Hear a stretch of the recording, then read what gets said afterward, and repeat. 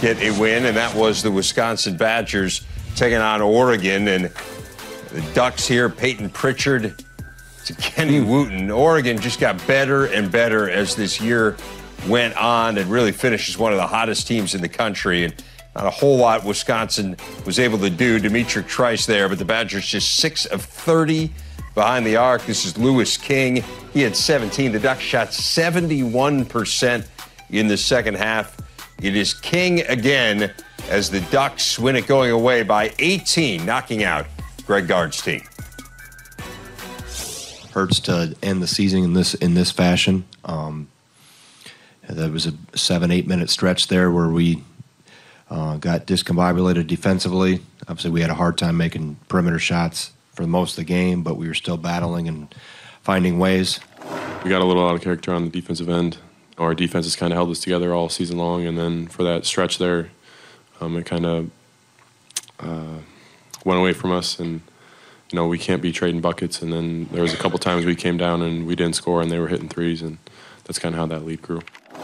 Extremely proud of our group of seniors and what they have done for the program, how they've got us back to this position, and I know the younger guys will learn from that and continue to carry it forward.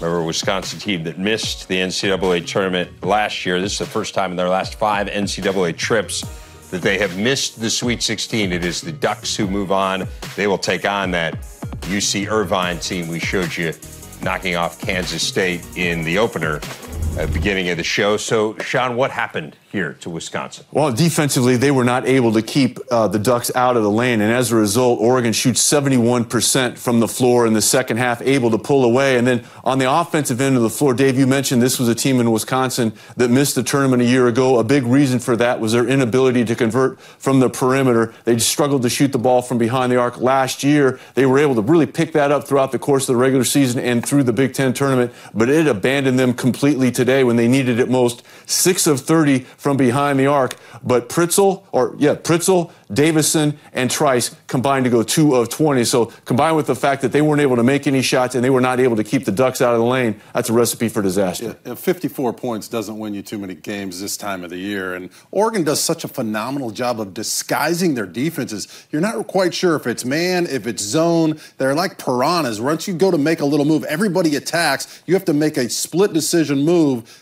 Ethan Happ did a solid job of kicking it out to his shooters, but like you mentioned, Sean, they couldn't hit anything, and that has to be their game if they want to win. And unfortunately, we had one Big Ten team today not play well offensively, and it took them down.